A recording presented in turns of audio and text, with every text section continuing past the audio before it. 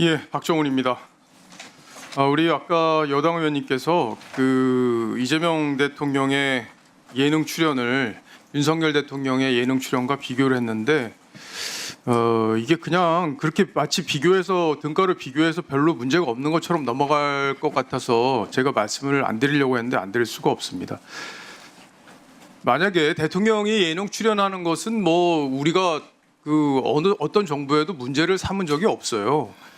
근데 이게 국가 재난 상황, 많은 국민들이 피해를 보고 있는 상황에서 한가롭게 예능을 찍었고 그게 떳떳하지 않았기 때문에 대통령실 대변인이 거짓말까지 한 거 아닙니까?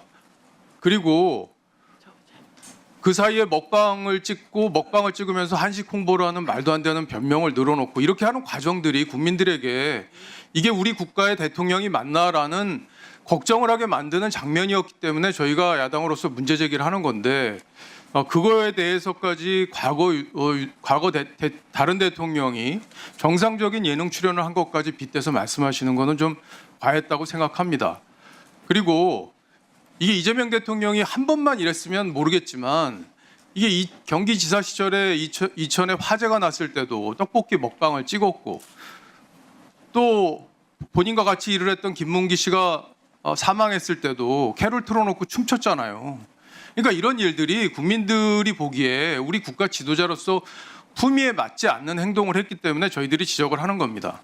그리고 뭐 저희들이 음모론 얘기한 적 있어요? 그 38시간 대통령이 등장하기 전까지 그 38시간 사이에 무슨 일이 있었는지에 대해서 저희들이 무슨 음모론 얘기했습니까? 박근혜 7시간 때에 이재명 대통령이 직접 최순실 굿이라는 표현을 SNS에 썼어요. 확인도 안 되고 내용도 없는 얘기를 갖다 그냥 음모론을 만들어낸 거예요. 마치 그 7시간에 엄청난 일이 있었던 것처럼 당시 야당인 민주당이 별별 의혹을 다 제기했잖아요. 그랬는데 저희가 언제 이 시간에 대해서 무슨 음모론 같은 얘기를 한 적이 있어요? 김어준 씨 같은 사람이 아마 우파에 있었다면 벌써 별별 얘기를 다 만들어냈을 겁니다. 그 정도 야당에서 문제 제기하는 거를 그것까지 못하게 하려고 말씀하시는 거는 좀 과하다는 생각을 합니다. 그리고요, 지금 민영삼 코바코 사장님에 대해서 보훈 인사라고 지금 계속 질책을 하시고 사퇴 압박까지 하시는데 민영삼 위원장님 임기가 언제까지입니까? 2027년 7월 31일까지입니다. 2년 좀 안 남았죠? 네. 계속 버티실 자신 있으세요? 계속 이렇게 압박할 거 아니에요? 아니 임기가 주어졌고요. 그다음에 이 기재부에서 하는 그 경영 그 평가에 따라서 저희는 규정된 절차에 의해서 제가 직무를 수행할 수 없는 상황이 되면은 거기에 흔연히 예. 응할 생각. 그러니까 경영평가 이런 거 잘 받으셔야지 그런 걸로 책 잡히면요 이렇게 공세를 받고 물러나라고 합니다. 보훈 인사 얘기하는데요. 보훈 인사요? 이재명 대통령 변호했던 사람들 다 지금 민주당 국회의원 됐어요. 그래가지고 뭐해요? 이재명 면죄부법 발의하고 그거 통과시키는데 앞장서고 국회에 가서 사법부 압박하고 법사위에서 압박하고 대법원장 압박하고 이런 일 하고 있잖아요. 보훈 인사를 얘기할 수가 없어요. 민주당은 그런 얘기를 할 자격이 없습니다. 어떻게 대통령 변호했던 사람이 전부 다 들어와서 국회의원을 합니까? 우리나라 역대 헌정사에 언제 그랬던 적이 있어요? 그러니까 본인들 잘못은 그냥 대충 묻어두고 남의 잘못을 이만하게 부풀려서 하는 게 민주당의 특징이긴 하지만 지금 이 자리에 있는 증인으로 참석한 위원장까지 그렇게 얘기하는 것은 맞지 않다고 생각합니다. 그리고 지금 반상권 직무대리님, 예, 지금 원래 직무대리를 맡게 되는 서열 순서가 어떻게 돼요? 지금 이진숙 방통위원장이 물러나면서 직무대리가 된 거잖아요. 예, 새롭게 방송미디어통신에 출범하면서 위원장님, 위원이 다 공석이고, 예, 그러니까요. 어쨌든 예, 그래서 직제순으로 사무처장, 대변인, 기조관, 방송정책국장, 국장들 직제에 그렇게 나와 있습니다. 예, 저는 지금 반상권 직무대리가 저 자리에 앉아 있는 게 민주당 의회 독재의 상징적인 장면이라고 생각합니다. 저희가 한 번도 이 법안 논의나 이 방송 뭐 미디어 하나 들어간 법안을 통과시키는 과정에 저희의 의견을 제대로 반영한 적도 없고 독단적으로 이 법을 처리해서 지금 정부 구조를 바꿔놨어요. 그리고 2인 체제를 억지로 만들어가지고 일 못하게 만들어놓고 일 안 했다고 타박하는 게 말이 돼요? 일을 할 수 있는 조건을 만들어주질 않았잖아요.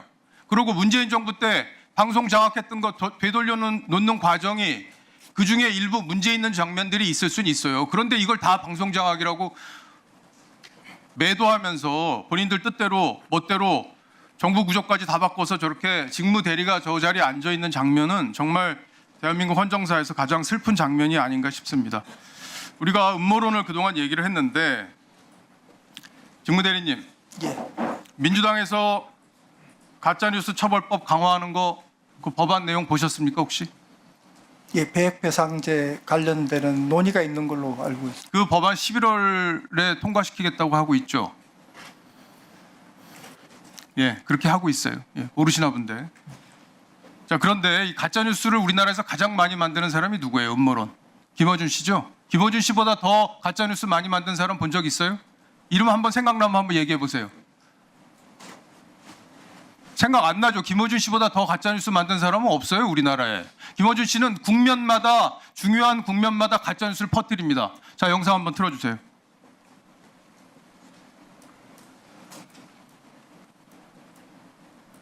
지기현 판사 혼자 이런 일을 벌였을 리가 없다. 70년 만에 처음으로 그거를 시킨 사람 혹은 그렇게 생각하도록 만든 사람이 있고 그 사람들이 이 검은 디자이너로서 이 책임을 져야 되는 거 아닙니까? 같이? 1. 체포되어 이송되는 한동훈을 사살한다. 2. 조국, 양정철, 김어준 체포되어 호송되는 부대를 습격하여 구출하는 신용을 하다 도주한다. 미군 몇 명을 사살하여 미국으로 하여금 북한 폭격을 유도한다. 국민의힘 소속 삼선위원으로 저는 알고 있는데 전혀 보도가 없죠. 곧 실명이 나오겠죠.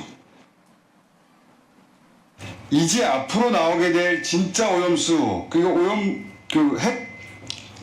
그야말로 핵 폐기물. 더 심각한 폐기물들이 나오기 전에 이걸 시작한 것이다. 네.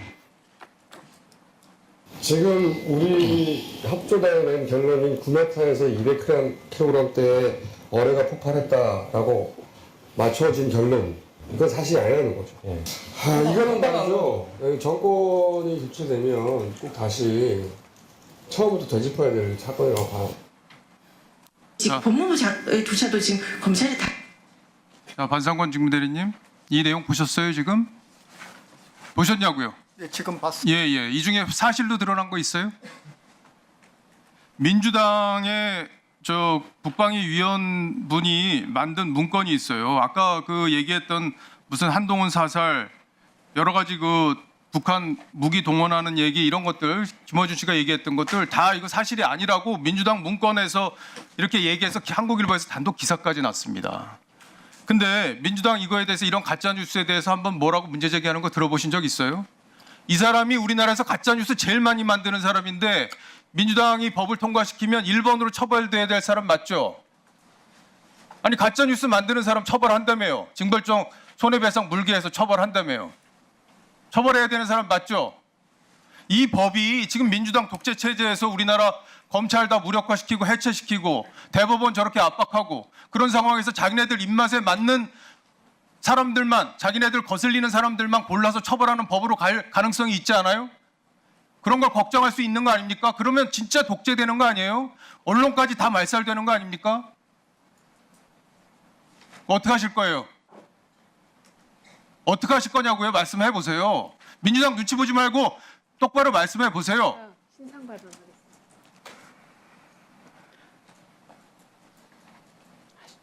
이런 나라가 되면 안 됩니다. 언론하고 법원이 죽으면요, 나라가 전체 민주주의가 무너져요. 제일 거짓말 많이 하는 사람, 이런 사람 처벌해서 다시는 이런 말 못하게. 저는 우파든 좌파든 거짓말로 국민들을 현혹시키는 사람들은 없어져야 된다고 생각합니다. 우리 사회 악이에요. 근데 그게 우파에만 적용된다면 그건 사회적 흉기가 됩니다. 앞으로 우리 직무대리께서 어떤 일을 맡게 되실지 모르겠지만 이런 일에 대해서는 사명감을 갖고 일을 해주시길 바랍니다. 알겠어요? 예. 이상입니다.